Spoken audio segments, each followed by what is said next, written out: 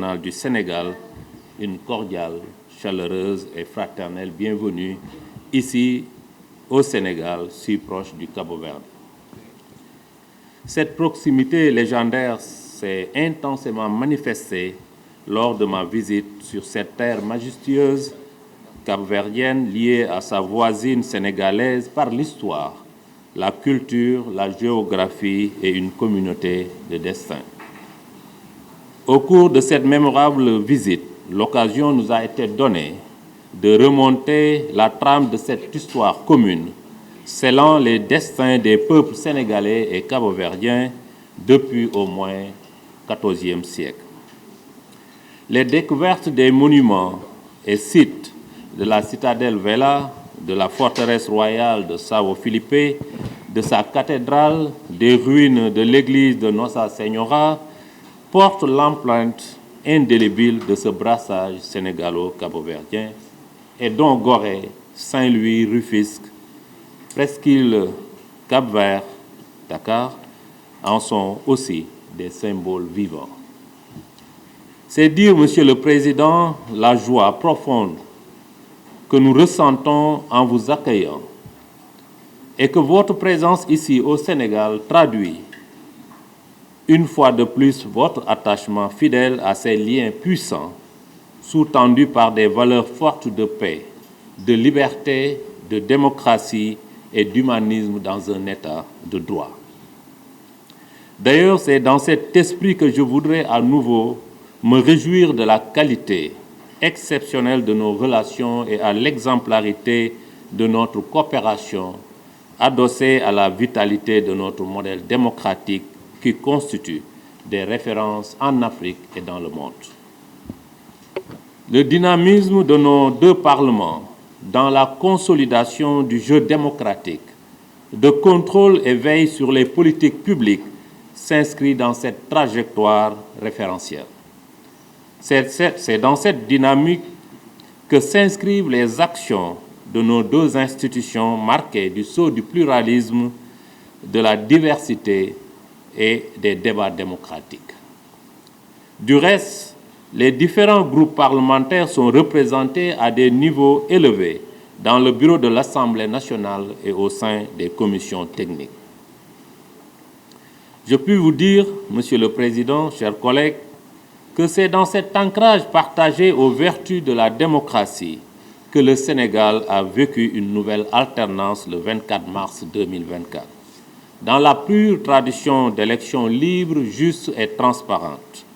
C'est également dans le même esprit que l'Assemblée nationale continue de poser sa pierre institutionnelle à l'édifice des murs solides de la démocratie. La convergence de vision de nos deux parlements en faveur de la coopération interparlementaire tant à l'échelle régionale, continentale et internationale, se nourrit de ces valeurs en partage.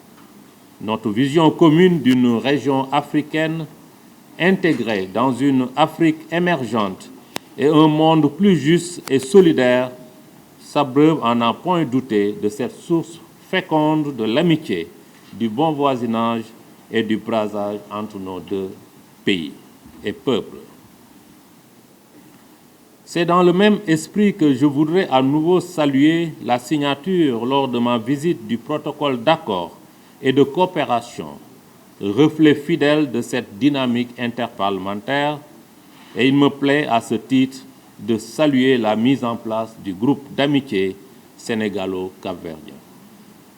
En raison de sa diversité politique et des compétences qui le composent, je suis convaincu que cela contribuera sans nul doute à l'intensification des visites de travail régulières entre les membres de nos deux assemblées.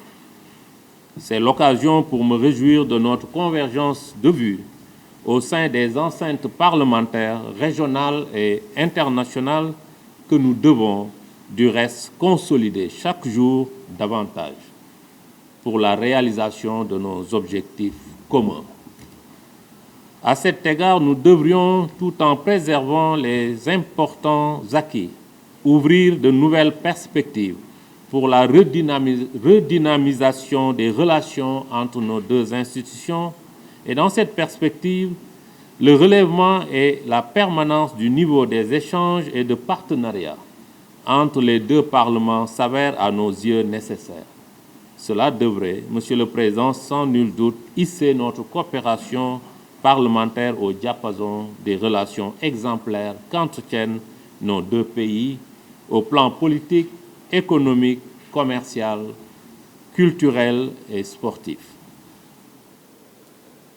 À cet effet, nos parlements respectifs devraient en permanence donner une impulsion politique en vue notamment de favoriser une plus grande fluidité des échanges commerciaux, d'accroître les vols et d'établir une liaison maritime, d'impulser une coopération plus étroite dans les domaines de la santé, de l'éducation, de la culture, du tourisme, entre autres, de conjuguer les efforts dans la lutte contre l'érosion côtière que subissent les deux pays, de lutter contre la délinquance maritime, l'immigration clandestine et les trafics de tout genre.